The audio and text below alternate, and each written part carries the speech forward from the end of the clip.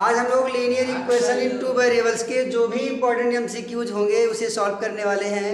पहला सवाल है express the equations 2x + 3y = 5 in the form ax + by + c = 0 then the value of a and b। a क्या होता है? Coefficient of x होता है और b क्या होता है? कोफिशिएंट ऑफ y होता है। तो यहाँ से a की वैल्यू क्या मिल रही है? 2 और b की वैल्यू 3। ठीक है, अकॉर्डिंग टू दिस आपका जो ऑप्शन होगा वो कौन सा सही होगा? सी सही होगा। यहाँ पे देखो सेकंड क्वेश्चन है कि the equation x = 7 in two variables can be written as. ये x = 7 मतलब वन वेरिएबल में एक इक्वेशन लिखा हुआ है, इसे हम लोगों को टू वेरिएबल में राइट करना है। ठीक है, तो टू वेरिएबल में राइट करने का मतलब होता है कि यहाँ पे बताओ x का कोफिशिएंट कितना आया? 1। तो x का कोफिशिएंट अगर 1 है तो हम इसे 1 × x लिख सकते हैं। क्या y वाला टर्म है? तो जब y वाला टर्म ही नहीं है तो y वाले के साथ क्या कोफिशिएंट आएगा? 0 आएगा। जिसका टर्म नहीं होता है उसके साथ उसका कोफिशिएंट कितना आएगा? 0 आएगा। और इज इक्वल टू कितना? 7। तो इसके अकॉर्डिंग आपका आंसर कौन सा आने वाला है? बी।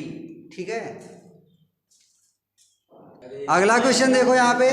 नेक्स्ट है if 2 and 0 is a solution of the linear equation 2x + 3y = k then the value of k is। Important सवाल है। यहाँ पे देखो क्या बोला है कि 2 और 0 जो है वो सॉल्यूशन है इसका। तो यहाँ पे ये जो कोऑर्डिनेट होता है, पहला आपका एब्सिसा होता है, दूसरा ऑर्डिनेट। तो जो एब्सिसा होता है वो x को डिनोट करता है, जो ऑर्डिनेट होता है वो y को डिनोट करता है। मीन x की वैल्यू कितनी है? 2, y की वैल्यू कितनी है? 0। इसे इस इक्वेशन पे क्या करना है? पुट करना है। तो ये हो गया 2 × 2 + 3 × 0 = k। 2 2 4, ये तो 0 हो गया। तो k की वैल्यू कितनी मिल गई? 4 मिल गई। करेक्ट ऑप्शन होगा कौन सा? ए होगा। नेक्स्ट क्वेश्चन देखो क्या है। If πx + 3y = 25 and y = 1 then the value of x is. तो यहाँ पे देखो एक इक्वेशन आपके पास ये है, ये 2 वेरिएबल का है, और एक इक्वेशन यहाँ पे है जो 1 वेरिएबल का है। तो y की वैल्यू तो 1 गिवन है, तो y की वैल्यू अगर 1 गिवन है तो इस y की वैल्यू को यहाँ पे क्या कर सकते हैं? पुट कर सकते हैं।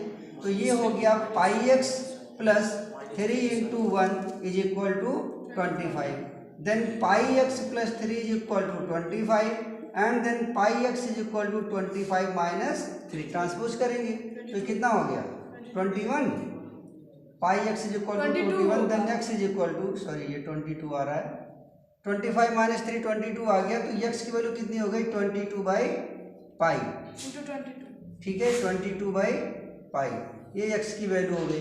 बट यहाँ के ऑप्शन में देखो कहीं पे भी 22/π नहीं आ रहा है। तो आपको पता है कि पाई की वैल्यू कितनी होती है? 22/7 होती है।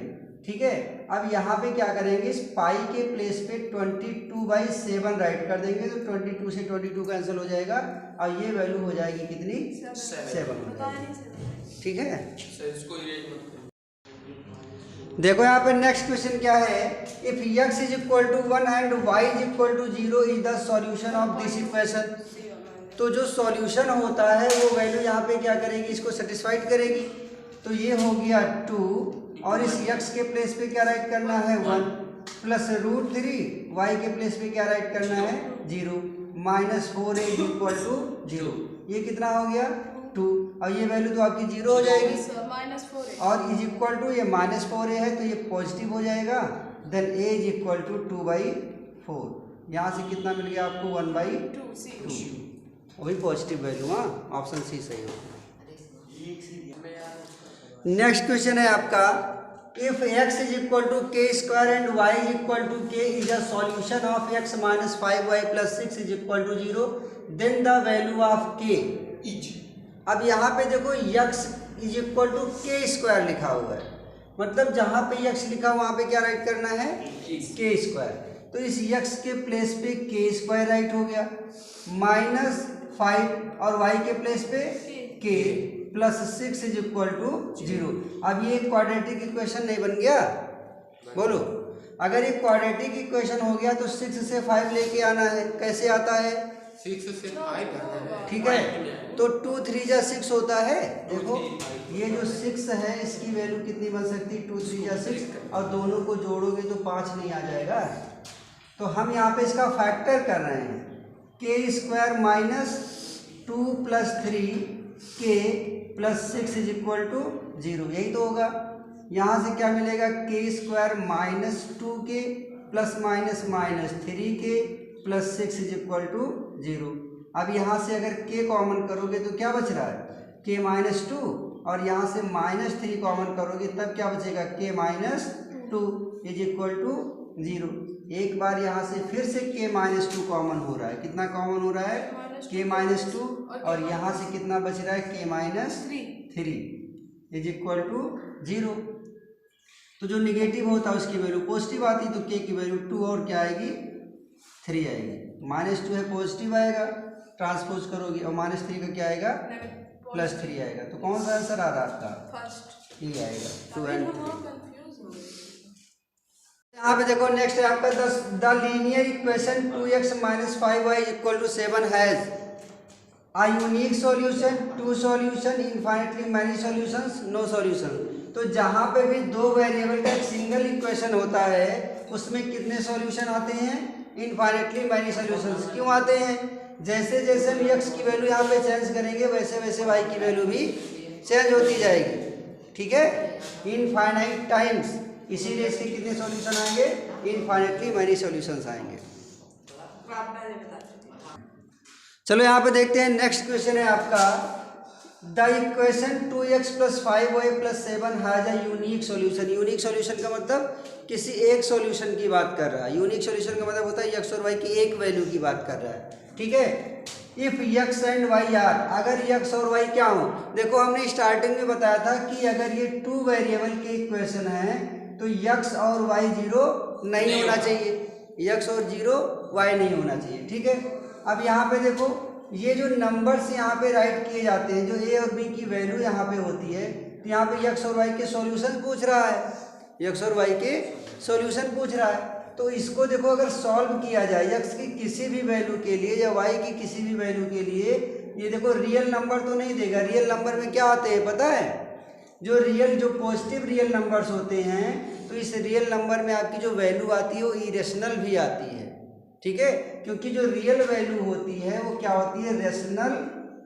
ठीक है, जो रियल वैल्यू होती है वो रेशनल प्लस इरेशनल का कॉम्बिनेशन होता है।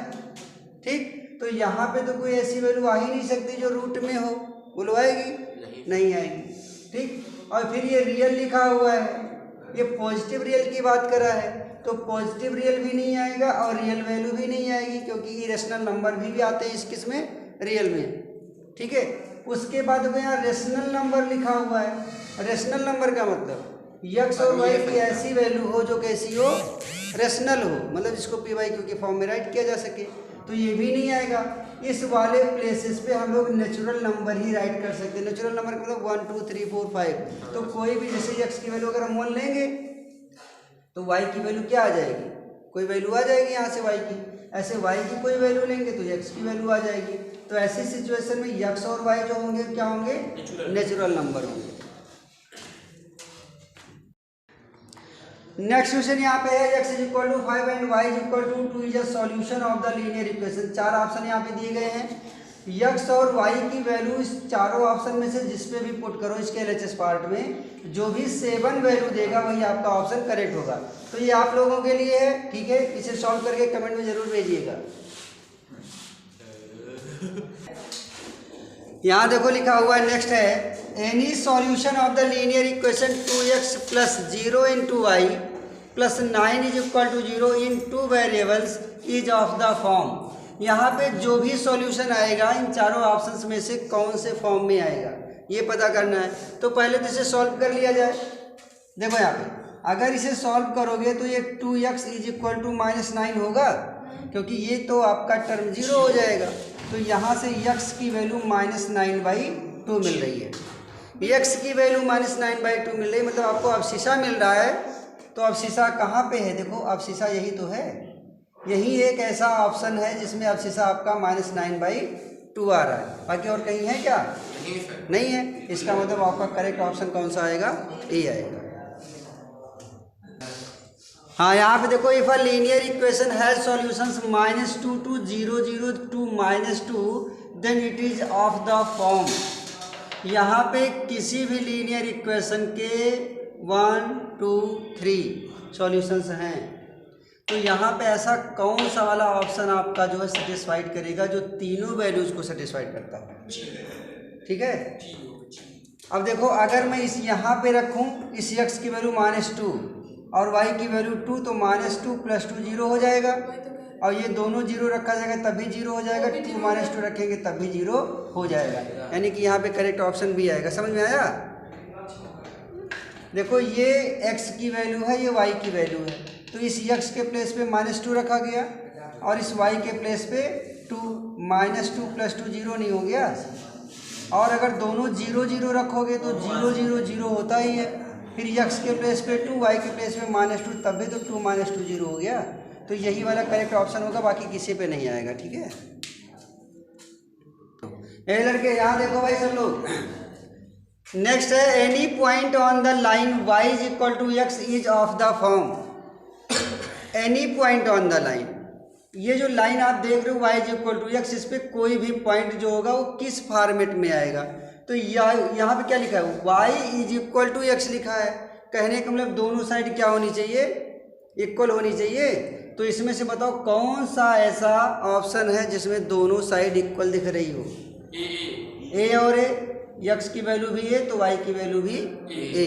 ठीक है, तो करेक्ट ऑप्शन कौन सा होगा? ए होगा। कोई बात नहीं। Which could be the graph of y = x? Which could be the graph of y = x? ये यहाँ पे देखो, जो ऑप्शन दिए गए इसमें 4 टाइप के ग्राफ बने हुए हैं। यहाँ पे कौन सा ग्राफ y = x को सेटिस्फाइड करेगा, ये आपको बताना है। ठीक है, अब इसको देखो, थोड़ा सा हम लोग डिटेल में समझते हैं, तब जाके ग्राफ समझ में आएगा। ये इक्वेशन है y = x, जो कि 2 वेरिएबल का है। तो यहाँ पे इनफाइनाइटली मैनी सॉल्यूशंस होते हैं। अगर हम लोग यहाँ पे y = x में x की वैल्यू जो है वो क्या करें? अपने अकॉर्डिंग चेंज करके राइट करें। जैसे मान लो 1 2 3 4 ऐसे डॉट डॉट डॉट राइट किया जाए। अगर इस x के प्लेस पे बोलो 1 राइट करूँगा तो y की वैल्यू कितनी आएगी? 1 ही तो आएगी। और अगर 2 राइट करेंगे तो y = 2। इस तरह से जो भी वैल्यू हम यहाँ x की पुट करेंगे वही वैल्यू हमारी किसकी आएगी? y की आएगी। ठीक है, अब यहाँ पे देखो, अगर हमने इस x पे मान लो 2 रखा, ये 2 डिस्टेंस है, मान लो यहाँ से ये कितनी डिस्टेंस है? 2 डिस्टेंस है, तो y की वैल्यू भी क्या आएगी? 2 डिस्टेंस आएगी। मतलब ये x एक्सिस पे भी 2 पॉइंट पे काटेगा और y एक्सिस पे भी तो 2 पॉइंट पे काटेगा। ठीक है, तो जो x की डिस्टेंस आएगी वही y की डिस्टेंस आएगी।